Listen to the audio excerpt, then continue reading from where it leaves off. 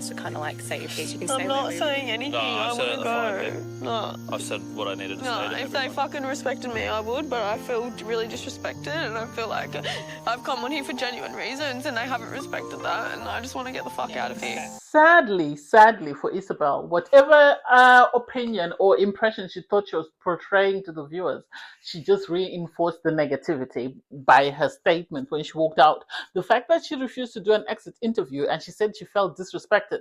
We felt more disrespected by her continuing to be in the villa and faking a relationship that she knew was not going anywhere. For that man to live with her, good for him. Hopefully it lasts. Hopefully he thinks he deserves it.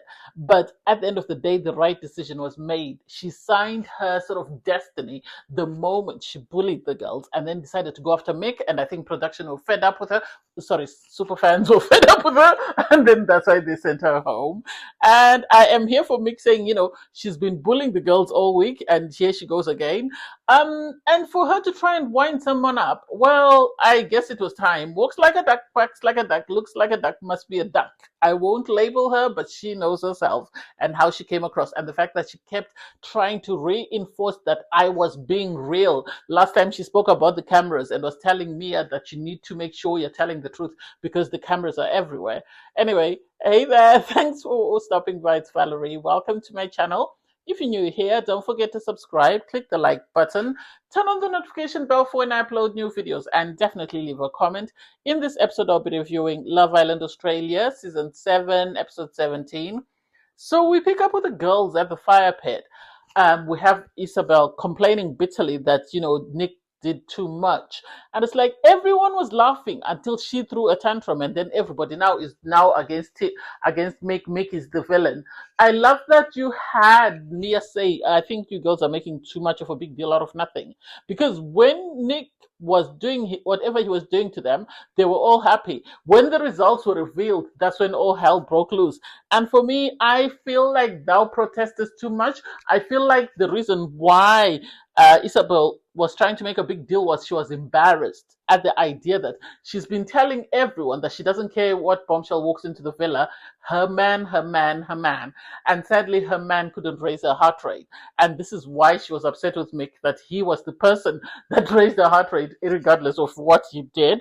And so Isabelle took Connor with her. She was going around the villa with him, eventually got to the tippy and decided to pump him with information. She was telling him, you know, you are very disrespected. It's unacceptable for Mick to say what he said. It's unacceptable for him to do it. So she wound him up so much and then set him free and waited for him to sort of explode. Because even when he exploded, you could see the little smirk on her face. And I think production saw this.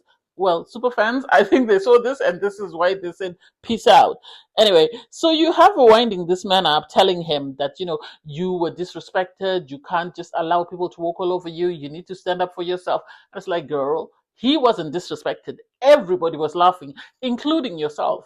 When the results were revealed, that's when you became angry because you realized that, oh my God, I was too excited and I shouldn't have been. And look at what the results are saying. They're proving that I was too excited for somebody else.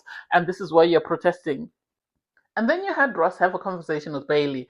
I think Ross is conflicted. I think he's confused. I think he knows he's punching with Bailey and he can't believe it. He really likes her, but the idea that how am I getting such an amazing girl is what is shocking him. Because if you look at his nonverbals, they tell you that he really likes Boston. Because he even said to her, you know, I chose you last for a reason because I wanted to show, you know, where my head was at, and I'm sorry that I didn't get to do a lot because I was trying to be fair.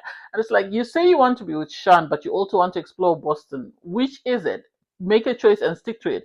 I have a feeling that he doesn't want the negative edit. Otherwise, he would have gone with Boston because he knows he's punching with Boston. But he's trying to sort of suss out what the viewers want from him.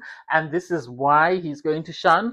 I don't believe that he likes Shan over Boston. I get where Boston is coming from. I get her frustration that she's punching, you know, this guy is punching with her. And then she's having to do a lot of work to try and convince him that she's the right girl for him. I get it and I understand it. So I get why she was upset. When she walked off, I was surprised. When he is giving these signals that you can actually see that Ross really likes this girl. When Shan walked away from him, he let her go. He didn't follow her. And yet when Boston stood up to walk off, he said, okay, let me come with you. And then she went and she sat down with Mick. Obviously, they're close friends with Mick. And she was having a conversation with Mick and just telling him, you know, I don't understand this anymore because he says he likes me, but he also likes Shan, so he's conflicted, so he's trying to give us equal attention. But I can't continue to put up with that. I can't continue to wait for that, for him to make up his mind. I can only be patient for so long. And you could tell Ross was affected because Boston was trying not to cry. Alex came and joined, Boston and Mick. And he was also trying to console Boston. I think the guys have a very soft spot for Boston. I think they really like her because they're all very protective of her. Yes, they're protective of Mia as well, but they're all very protective. The fact that she started crying and you had Alex sort of lean in and was giving her a hug, it was really sad. And I don't like that she's having to do all this for someone who might not be 100% sure. Anyway, you have the islanders sitting in the kitchen. They're just joking.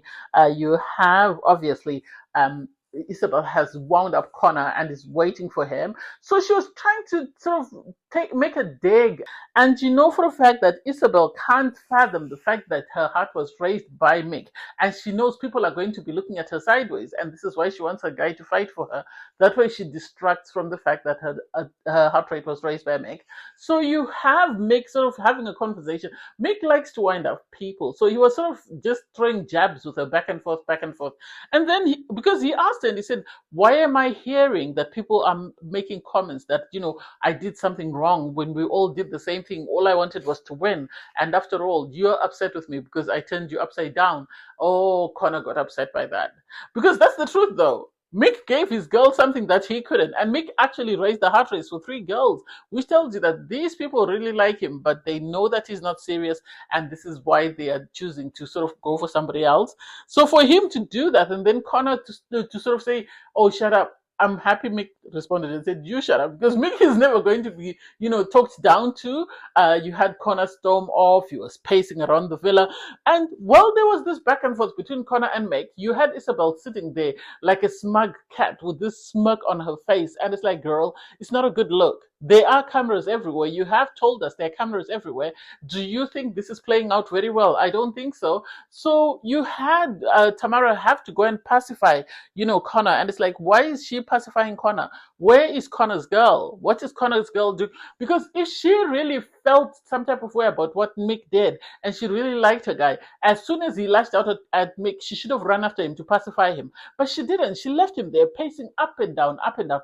I have a feeling he had a word with production, and production had to pacify him because he was saying, when someone upsets the person I care about, my family, my friends, I really lose it. I go from 0 to 100. I normally try and keep the peace. I was like, bruh, he didn't do anything to you. He didn't. Your girl told you to be upset, and now you're being upset because your girl told you to be upset. I have a feeling he was trying to speak to production, and people were trying to pull him away from speaking to production. I don't know what he thought he would get from that. I think he must have thought he and his girl had a lot of sort of momentum, and they had a lot of sway with production. Sadly, this was shown to not be the case. It seems Mick is the bigger dog than him. So you had people now pulling Mick and saying to Mick, Mick, you went a bit too far. You shouldn't have said you turned this girl inside out.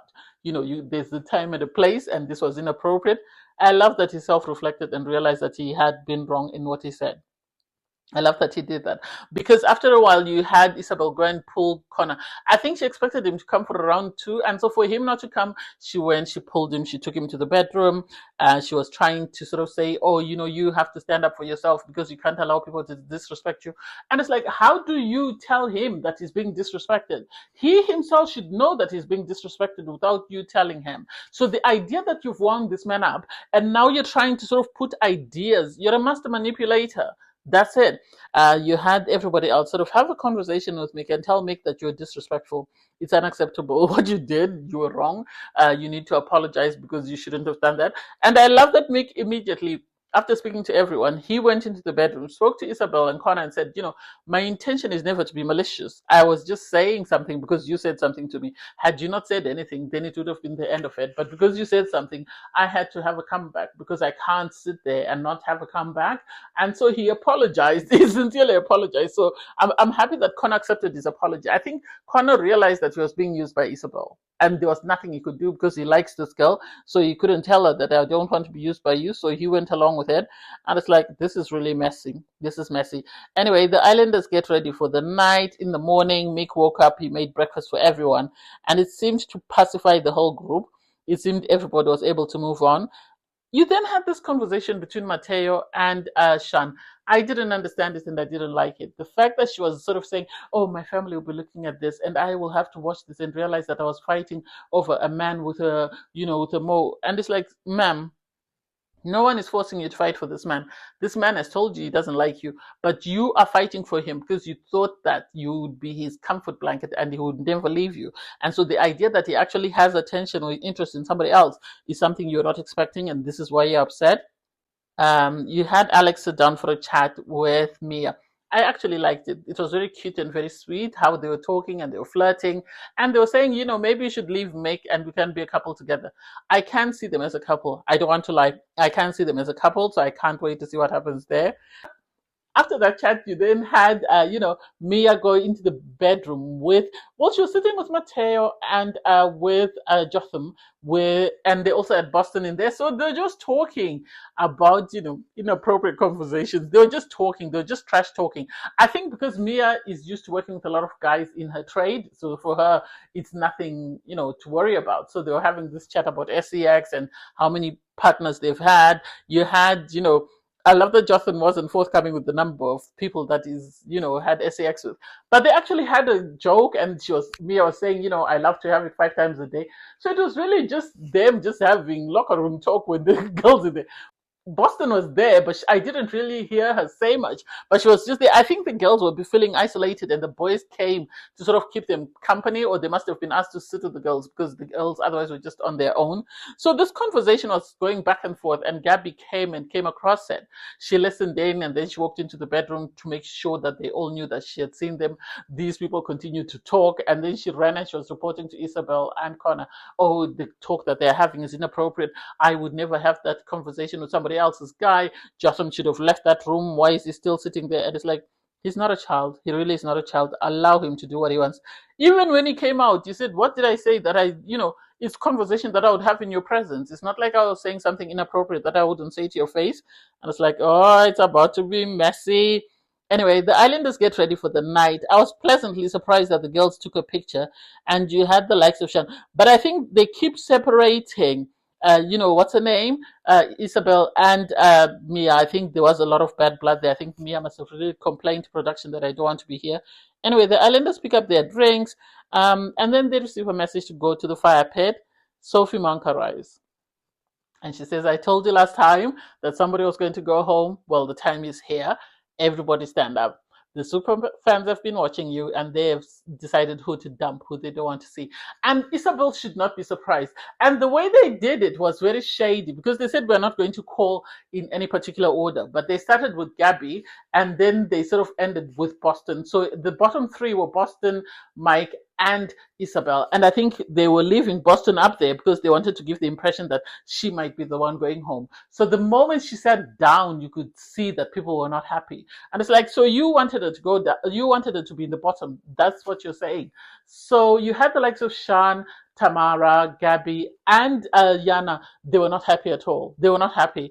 And then it was left to bottom 2 were Mike and Isabelle. And I think everyone thought Mike was the one going home. Mike is entertainment gold. He's not going anywhere. Because what do we have if we send Mike home?